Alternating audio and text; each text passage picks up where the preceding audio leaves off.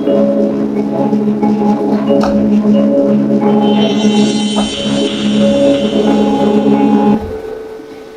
sebuah rumah yang cukup luas, yang hanya dihuni beberapa perempuan.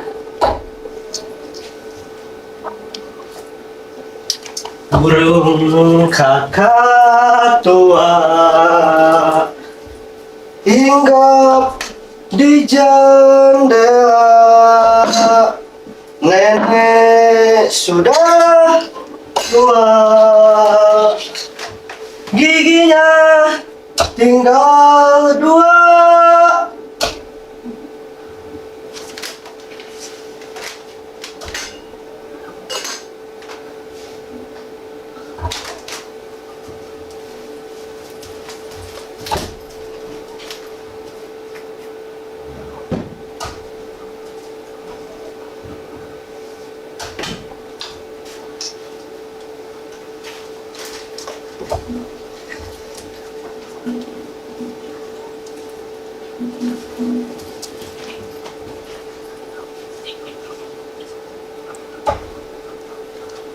Dudung!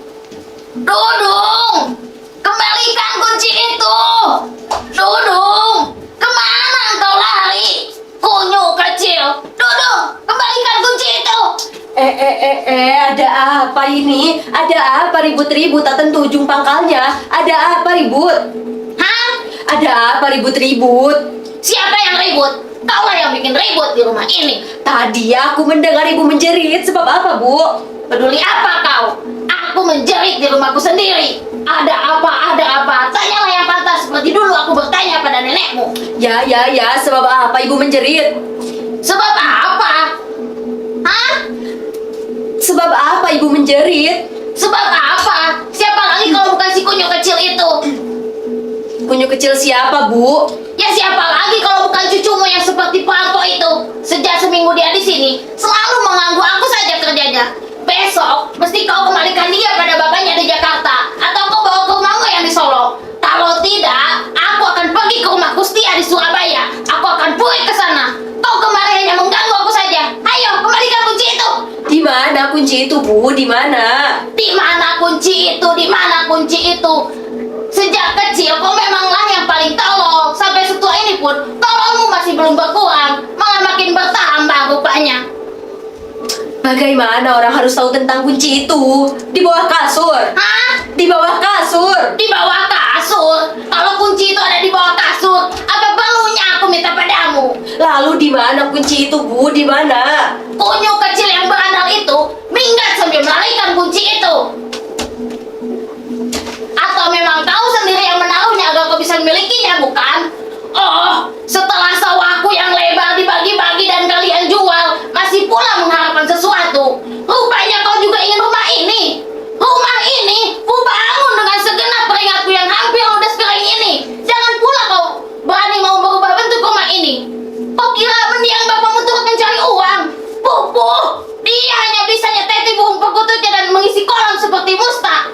Lastri, kau jangan diam saja. Cepat tangkap pencuri kecil itu sebelum ia menjual kunci-kunci itu pada tukang loak seperti dulu mendiang bapak menjual ladang. Gila, enak saja mengatakan tentang cucu kesayanganku dengan sebutan kunyuk kecil. Tidak, Bu. Kalaupun Dudung yang mengambilnya, Dudung pasti akan mengembalikan kunci itu. Hah? Tunggulah sampai Dudung pulang, Bu. Dudung pasti akan mengembalikan barang itu. Barang? Apakah telingamu sudah tuli, Lastri? Ketika aku seumurmu, telinga aku masih seperti perawan. Kau dengar? Bukan barang, kunci. Ya, kunci itu akan dikembalikan nanti kalau Dudung sudah pulang, Bu. Tidak mungkin. Dudung tidak akan pulang seperti mendiang bapakmu dulu. Sekarang, kau ambil kunci itu atau aku puri. Tunggulah sampai Dudung pulang, Bu. Kalau sekarang aku mengambil kunci itu, niscaya Dudung akan menangis, Bu. Dan kau lebih suka aku menangis. Oh, percuma saja kau kubesarkan.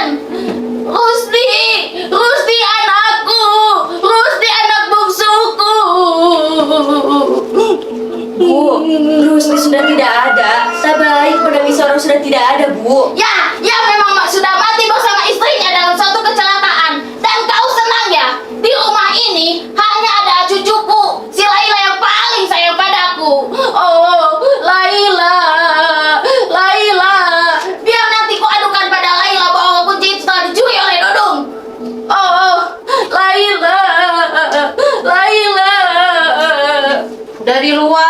masuk Musta adik ipar sambil mengacungkan jempol pada Lastri.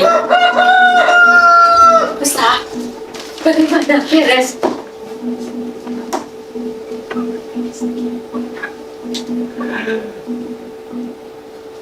Mudah-mudahan cukup. Kau berikan semuanya. Ku berikan apa yang Bayu berikan padaku. 7 juta rupiah tidak kau pakai dulu, bukan uangnya.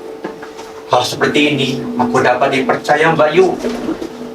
Baju baru-baru ini cukup untuk menyenangkan aku. Kalau begitu artinya telah beres semuanya. Beres, dan hasilnya pun beres. Siapa bilang beres? Kunci itu belum kau dapatkan kau bilang beres. Bagaimana selanjutnya kata dukun itu, Musta? Beres, dan hasilnya pun pasti beres, Bayu. Untuk mengambil kunci pada anak kecil mesti pakai dukun segala. Terus bagaimana? Katanya hari ini dia akan kemari dan akan beres semuanya. Kau yakin betul padanya? Dia itu dukun nomor 1, Mbak Yu. Dia itu dukun yang terkenal dan pandai dalam segala hal. Pandai menolak penyakit, pandai membuat sakit, pandai menghidupkan orang, pandai mematikan orang. Barangkali dibetulkan sihir. Kita tunggu saja, kita lihat nanti hasilnya, Mbak Yu. Lastri, Lastri, Apa, Bu? mana hasilnya?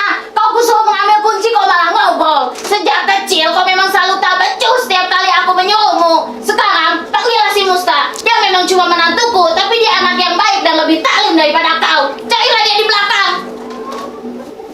Bu, saya Musta. Musta siapa? Musta menantu ibu. Musta menantuku yang pemalas. Suaminya si Masiro. Suaminya Masiro. Kalau benar, kau pasti tinggal di belakang. Tidak salah, Bu. Kau pakai baju baru ya? Baju baru. Pantas, aku jadi pangling. Rupamu kelihatan lebih gemuk sekarang. Lebih gemuk daripada biasanya. Musta, kau tahu? Apa itu? Dunia akan kiamat. Hah? Kau percaya kalau dunia akan kiamat? Tentu saja aku percaya. Setiap pengajar kiamat Bukhari selalu menceritakannya.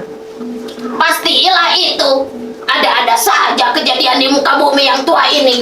Aneh-aneh dan jahat sifatnya. Anak kecil berani kepada orang tua. Ilmu agama ditinggalkan. Ilmu disalahgunakan. Dan kau tahu?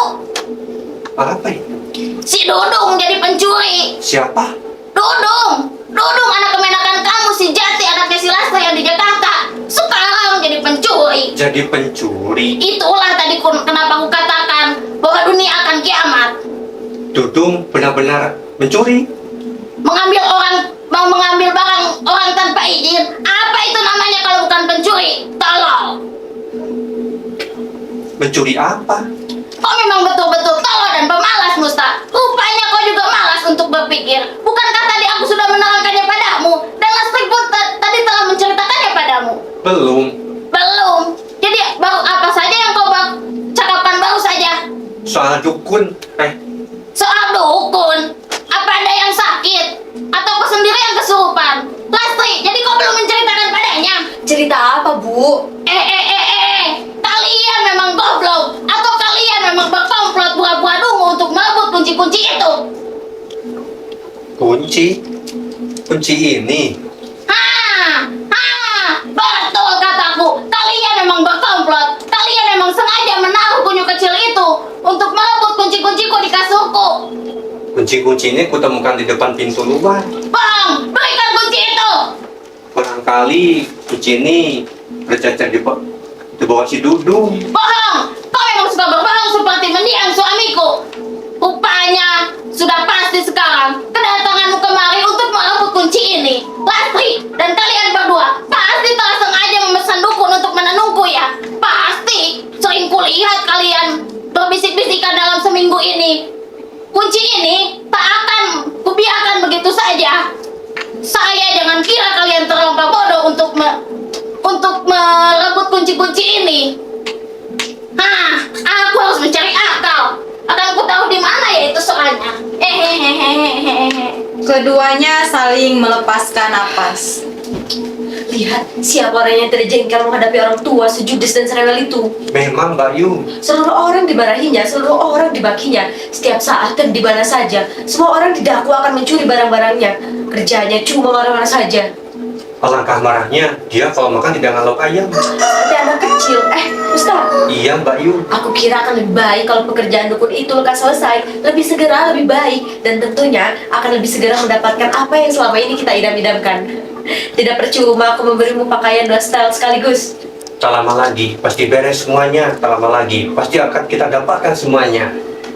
Tentu, rencana ini harus berhasil. Baru akan lega nanti setelah aku menguasai rumah ini dan perkutut-perkutut Bapak. Karenanya, tidak boleh tidak, rencana ini harus berhasil. Pasti, dukun kita ini nomor 1 terkenal seluruh Pulau Jawa. Tapi Ustaz, Apa Mbak Yu? apakah syaratnya sudah beres betul? Sudah beres Mbak Yu. 7 kilo beras, 7 kilo ayam cemani, 7 ragam kembang, 7 ragam minyak wangi. Tapi uang 7 juta 7 rupiah itu belum Mbak Yu. Mungkin pada hari ini dia akan kemari untuk menjalankan tugasnya. Sebentar lagi dia akan kemari. Kita lihat nanti hasilnya Mbak Yu bagaimana.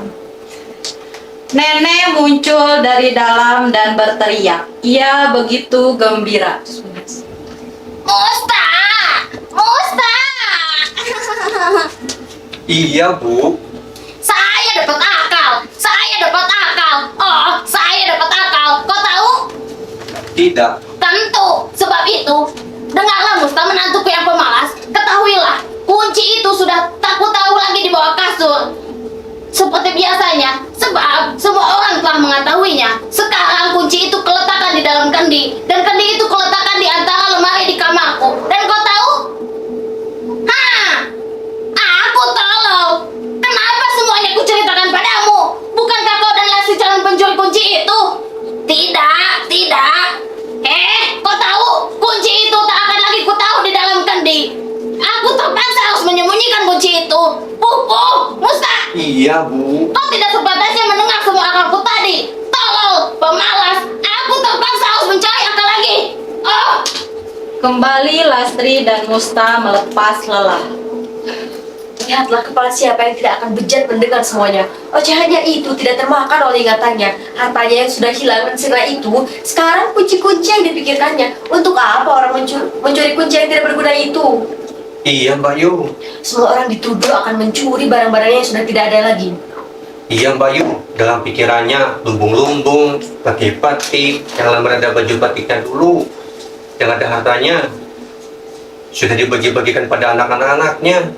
Dan sekarang dia malah mengocek seakan-akan anak-anaknya akan mencuri harta benda miliknya. Seperti orang gila. Musta, Iya Mbak Yu. aku kira akan lebih baik kalau dukun itu segera kemari. Kalau perlu, susullah dia. Dia hanya tetangga kita Mbak Yu. Maksudku, rumahnya tidak jauh dari sini. Sebentar lagi dia akan kemari.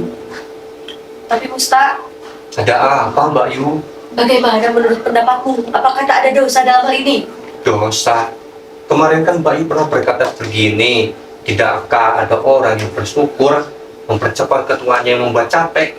Bukankah itu amat yang menyenangkan bagi yang bersangkutan? Bukankah Mbak Yu berkali berkata seperti itu? Ya. Tenanglah Mbak Yu, pasti akan beres semuanya seperti kejadian-kejadian yang wajar. Ya. Rencana kita harus berjalan dengan lancar dan sempurna. Kalau tidak, maka akan terus mendapatkan racun yang ditelan setiap saat. Ya, harus. Semua keluarga, kecuali si Laila, putri penyaksi Rusdi, semua menyokong dan menyetujui rencana ini. Sudah lama juga dan sudah lama kita berikhtiar. Segala dukun dan doa-doa telah aku coba. Semuanya kandas dan gagal. Seandainya dukun itu kemari, apakah ada yang tahu Mbak Yu? Maksudmu, ibu akan tahu? Tidak, Musta. Ibu dapat kita bohongi. Bukan, maksudku bagaimana kalau si Lela tahu? Itu urusanku. Anak manja itu memang satu-satunya penghalang. Tapi itu urusanku. Dan memang hanya dialah yang tidak mau tanda tangan dalam urusan ini. Tapi semuanya dapat aku selesaikan.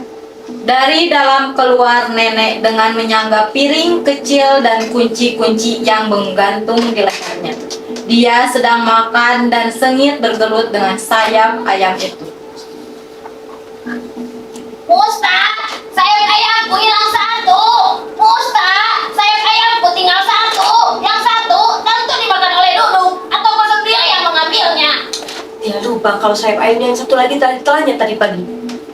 Dari luar terdengar suara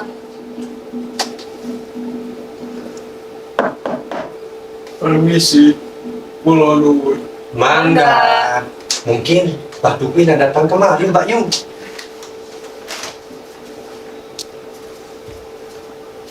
Pak, Mbak Dukun, silakan masuk, Mbak. Silakan, Mbah.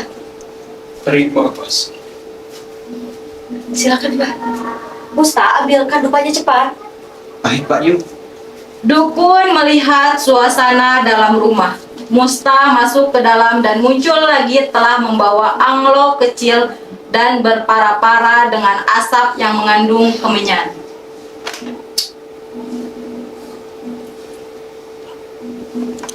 Ada apa, Mbak Dukun? Terima kasih. Terima kasih. Biarlah saya berdiri saja. Hari ini mudah-mudahan hari baik. Semoga di hari yang baik ini meskipun langit di luar hampir tak berdaya menghadapi mendung. Tapi mendung itu ada dua. Mendung baik dan mendung buruk. Mendung rugi dan mendung untung alias mendung mujur. Keduanya selalu mengajak kita berteka-teki. Tetapi Gusti Pangeran telah memberi karunia kepada saya, kepala yang baik untuk menebak segala teka-teki.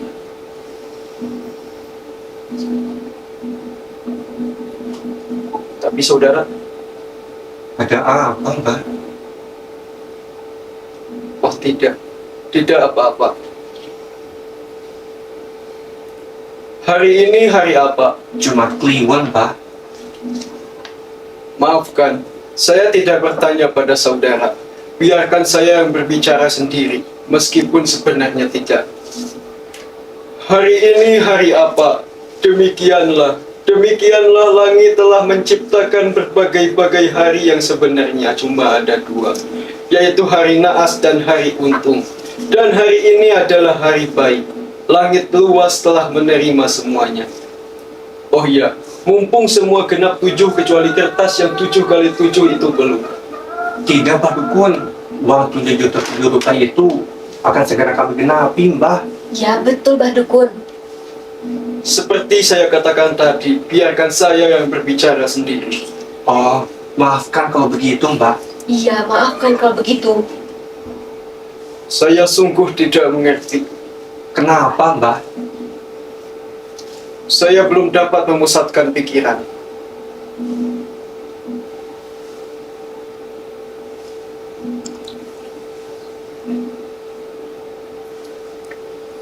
Apakah syaratnya tidak genap, Mbak? Betul, sangat betul. Kenapa? Nyonya menginginkan sekali ibu Nyonya mati. Maafkan kalau saya bertanya seperti itu. Sebab terus terang saja pekerjaan ini baru bagi saya dan paling sukar. Saya tentu saja berikhtiar untuk Nyonya, meskipun Tuhan juga yang punya ketentuan. Sekonyong-konyongnya nenek berteriak minta tolong dan muncul keluar kamar. Pencuri! Pencuri! Tolong ada pencuri! Pencuri? Pencuri apa? Kunyu kecil itu mencuri sayap ayamku. Lastri, kau harus menukarnya. Aku mengidamkan tidak mau makan tanpa ikan ayam. Sejak muda dulu, aku mengidamkan hidup enak di hari tuaku dengan makan belaukan ayam. Ayo Lastri, kau mesti menukarnya. Ya, tapi tak usah teriak, lagi ada tamu. Peduli apa aku dengan tamu itu? Sayap ayamku mesti kembali. Musta, kau pergilah beli sayap ayam lagi. Di mana kita harus mendapatkan ayam goreng sesang begini, Mbak Yu? Di warung dekat kelurahan. Orang itu udah menjajakan ayam goreng sesang begini, Mbak Yu.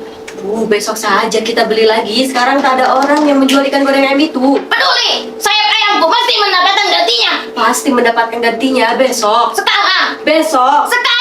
Besok, Bu. Kau kejam, Lastri. Kau bentak-bentak aku. Bapakmu pasti marah. Aku harus pulih. Musta, kau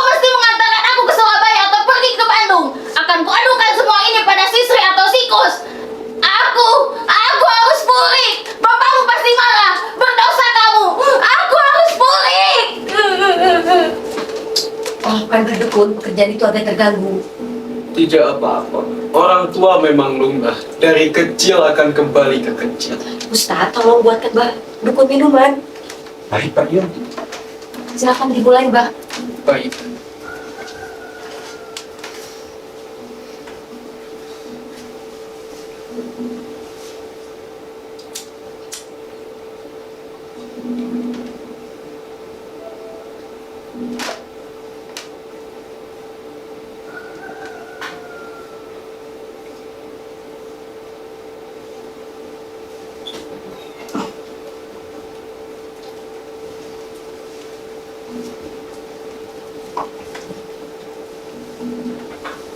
Jadi semua ini benar-benar kehendak Nyonya.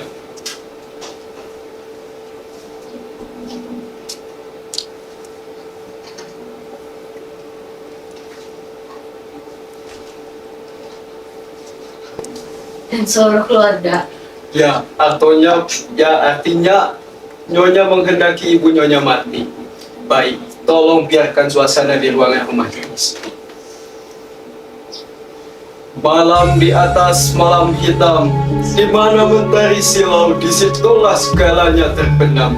Burung hantu melayang-layang di langit yang curam dan berkata tentang nyanyian sumbang, tentang korban di setiap kehidupan. Berkahilah, berkahilah. Ya.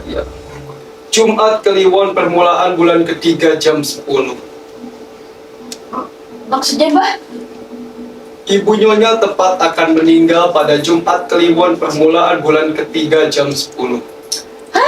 Ustaz! Iya, sebentar. Semua akan terlaksana. Coba diulangi Mbah Dukun.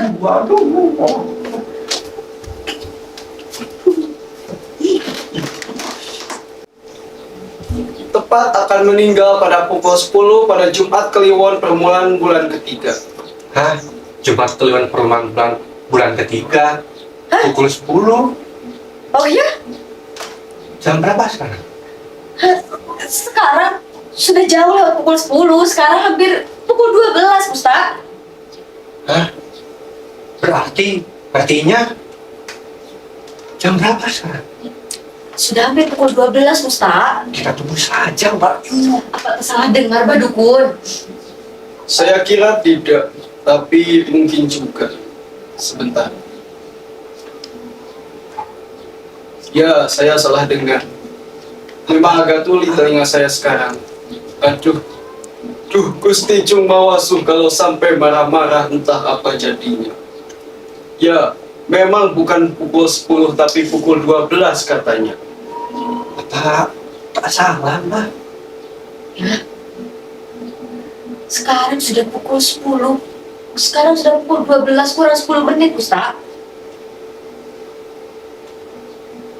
Kita tunggu saja Ustaz. Di mana Ibu Ustaz?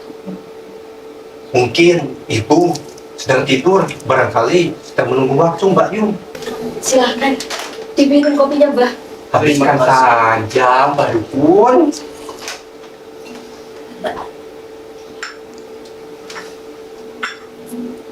Saya harus bersemedi. Sekiranya hari ini yang ditentukan. Ustaz, Iya, Mbak Yu. cepatlah kau tembok ke dalam. Sedang apa Ibu sekarang? Jangan sampai kau ketahuan sedang mengintipnya. Baik, Mbak Yu.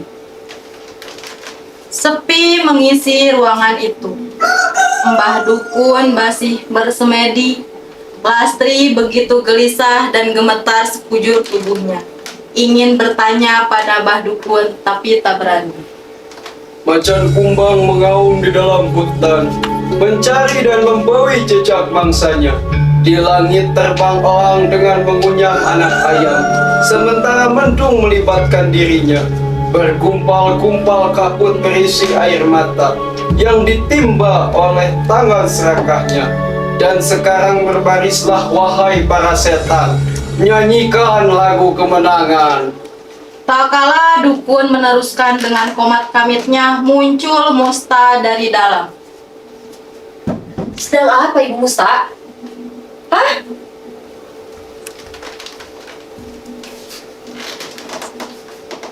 Tidur. Tidur? Barangkali sedang menunggu waktu. Barangkali ya. Jam berapa sekarang? Sekarang kurang 5 menit pukul 12. Apa yang kau rasakan, Musta? Takut. Aku tidak tahu. Aku tidak mengerti. Bagaimana, Musta? Aku ini bertanya sama kamu, lah kau malah balik bertanya. Kau tidak merasakan apa-apa, Musta? Aku takut, tidak mengerti. Mbak Yu. Sudah sampai waktunya. Agaknya aku kedinginan. Kegelapan demi kegelapan, berlapis-lapis kegelapan akan membuat dirinya mempertontonkan segala rahasia. Dan tak kala sampai saatnya, bergetarlah pohon-pohon di dalam hutan, disibak cakar para harimau yang marah mencari jejak mangsanya yang kini menjadi bangkai. Coba kau tengok lagi sekarang, sedang apa ibu?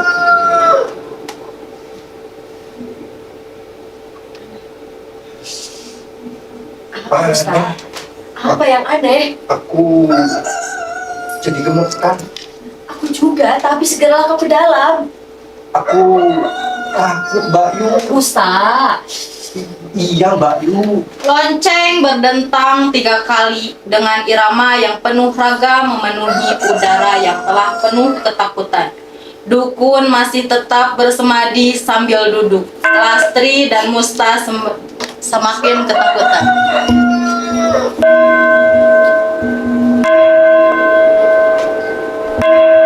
Musta, kau tengoklah ke dalam. Sedang apa ibu sekarang, Musta? Segera, Musta. Baik, Mbak Yu. Dengan gemetar, Musta melangkahkan kakinya masuk ke dalam.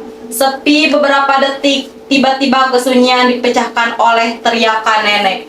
Ayo, ayo, mau mencuri kunci ya? Mau curi ya? Hah? Dia masih hidup? Dia masih hidup? Yang berkuasa akhirnya yang menentukan cerita. Tuhan Sang Pencipta alam semesta. Tegar seperti pohon kelapa. Sudah berapa kali ikhtiar dijalankan? Sudah dijalankan. Semuanya gagal. Gagal sama sekali, dan kali ini pun juga gagal. Dan ini berarti selama ini kita telah kena tipu. Mbah Dukun, Ya, Nyonya, dia masih hidup. memang begitu kenyataannya. Memang begitu. Jadi Mbah Dukun telah menipu aku. Saya kira tidak. Saya kira tidak. 7 kilo beras, 7 kilo ketan, 7 ekor ayam, dan 7 juta rupiah amblas tanpa menyisakan apa-apa. Semestinya Mbah Dukun dapat bekerja lebih baik. Dan sekarang, apa yang harus aku katakan selain bahwa dia masih hidup, Mbah Dukun? Saya kan cuma mengikhtiar. Cuma mengikhtiarkan.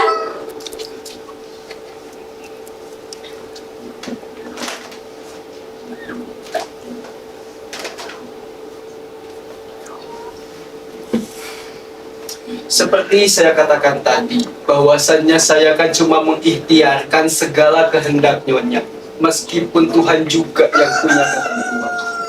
Ya, katakan apa saja yang patut Mbah Dukun katakan. Yang jelas, aku tak pernah membeli lotre. Aku membayar Mbah Dukun untuk dapat menyenangkan aku. Dan dengar, sekarang dia masih hidup, Mbah Dukun. Begitulah Nyonya. Begitulah. Barangkali begitu kata Nak Musta, tapi saya tak pernah mengatakannya. Seorang dukun yang baik tak akan pernah berbuat ceroboh dengan mengucapkan kata-kata serupa seperti itu. Setan semuanya. Setelah begitu kejadiannya, kalian mau menyalahkan dan juga mengangkat tangan? Tidak, aku kena tipu. Dan sekarang, apakah aku harus menyalahkan semua orang di kota ini dan menyatakan bahwa mereka telah menipu aku? Begitu maumu? Tidak. Sekarang tolong dengarkan saya. Sekarang ini saya merasa bersyukur. Kenapa saya merasa bersyukur padahal semua pekerjaan saya ini gagal?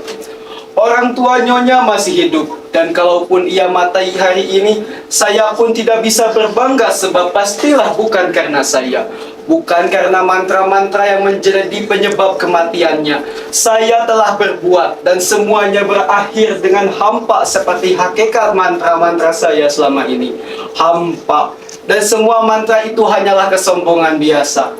Berpuluh-puluh tahun setiap selesai saya melakukan pekerjaan saya, setiap menjelang tidur saya selalu berpikir apakah orang-orang terlampau bodoh sehingga mau percaya terhadap kebodohan. Apakah dengan putus asanya Nyonya sehingga mau percaya terhadap kebodohan. Lucu sekali kan Nyonya? Tiba-tiba Laila muncul dari luar. Sangat lucu. Sangat lucu sekali Mbak Dukun. Saya harap dan saya minta supaya pekerjaan ini disudahi saja. Kalau tidak, saya akan laporkan pada pihak yang berwajib. Dengan tuduhan Mbak Dukun akan melakukan rencana pembunuhan. Luar biasa. Seorang anak dan bahkan semua anak beramai-ramai hendak membunuh nenek saya. Sudah saatnya Bude bertanya pada diri sendiri sekarang. Apakah tidak lucu mengharapkan orang tuanya sendiri untuk mati? Ya Allah, seharusnya kita bersyukur mempunyai nenek yang dipanjangkan usianya oleh Allah. Barangkali tak seorang pun di Indonesia ini memiliki usia setua nenek kita. Lancang benar mulutmu Laila. Saya kira Bude cukup tahu apa yang saya rasakan. Kau tidak merasakan apa-apa. Kau hanya pura-pura merasakan kasihan pada nenekmu. Sebab itu diam lebih baik bagimu Laila. Saya kira saya tidak pura-pura Bude. Bukan saja saya merasa kasihan sama nenek lalu menghalangi perbuatan ini. Dan lagi, perbuatan saya adalah wajar dilakukan sebagai seorang cucu terhadap neneknya.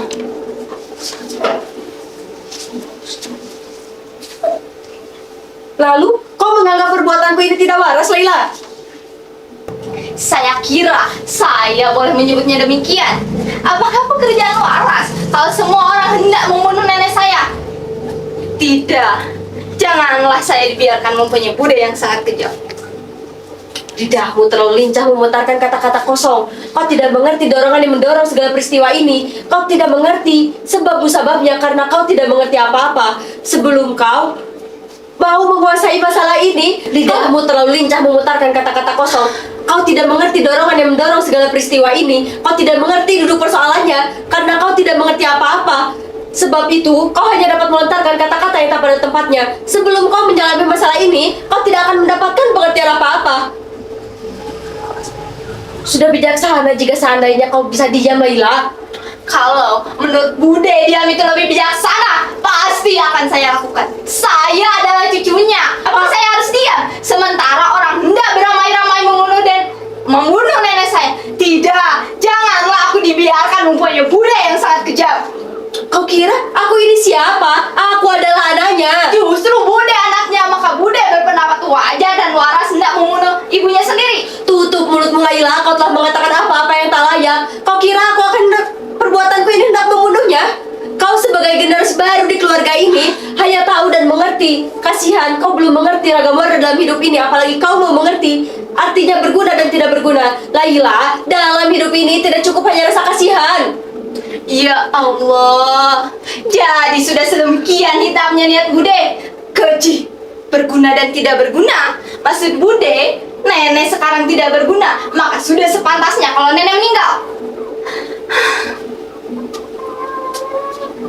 Bude menganggap bahwa dia telah menjadi abu karena tidak menguntungkan dan tidak memberi apa-apa, tidak berguna bagi Bude dan bagi semua keluarga. Maka Bude sudah saatnya memonyokkan dan membinasakannya.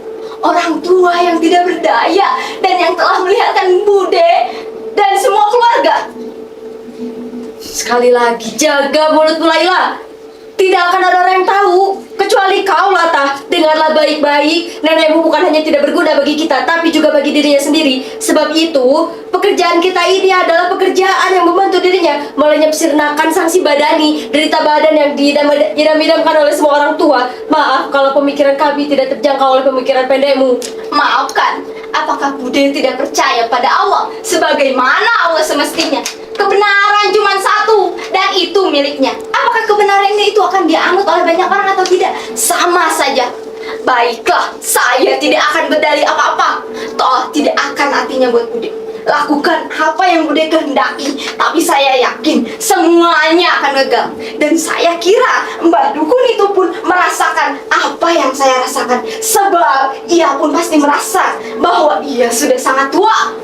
Astagfirullah. Semua dikejutkan datang nenek sambil berteriak-teriak.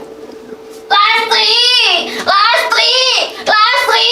Pasti kau yang mencuri kunci itu! Kunci? Kalau tidak, kau pasti punya duplikatnya. Ayo, kembalikan kunci itu. Mana kunci itu? Ayo, kunci itu tidak ada lagi di bawah kasur. Ayo, carikan. Carikan. Semua orang mencari kunci itu. Sementara nenek terus berteriak-teriak, akhirnya Laila menangkap suatu benda yang tergantung di leher nenek. Nek, ini apa? Kunci kan? Hah, kunci. Kunci nakal. Saya sudah pikun. Saya sudah pikun. Pikun itu menyiksa Laila. Terkadang aku merasa hidup kesepian dan terlalu lelah hidup terlalu lama. Baru saja aku bermimpi semua anak cucu dan janggaku berkumpul dan berdoa agar aku lekas mati. Lalu mbahmu datang. Manis, kalau Allah masih memberimu umur yang panjang, pasti hidup ini masih ada maknanya. Aku harus bersyukur. Aku harus menjaga Dudung, menjaga Laila, dan menjaga semuanya. Sekarang hari Jumat kan, ayo kita sholat bersama-sama, Laila. Nek, Tiba-tiba semua dikejutkan adanya berita Dudung terjatuh dari pohon. Mas! Mas Musta! Dudung, Mas! Dudung! Iya, Dek, tunggu dulu. Aku tuntun apa semua itu, kenapa? Dudung, Mas! Dudung kemenakanmu! Iya, dia kenapa?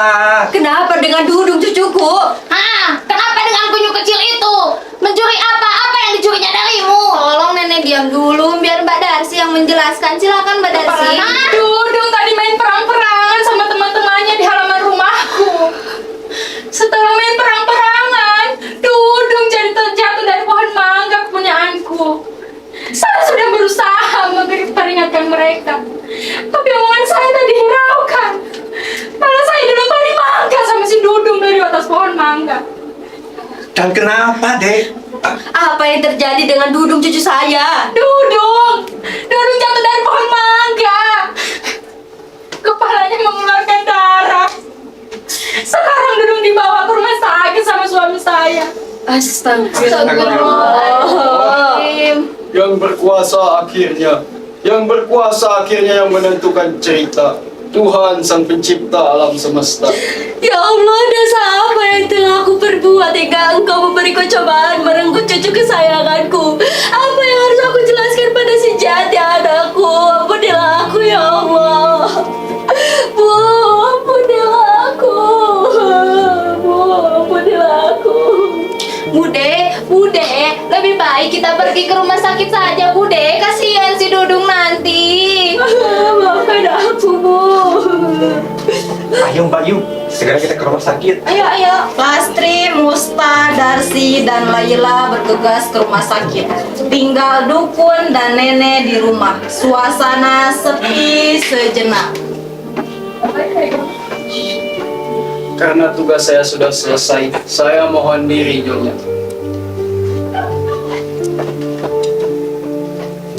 Yang berkuasa akhirnya yang menentukan cerita. Tuhan Sang Pencipta alam semesta. Ya, kau benar, Mbak Dukun. Yang berkuasa, yang membuat cerita, dialah dalang dari segala dalang.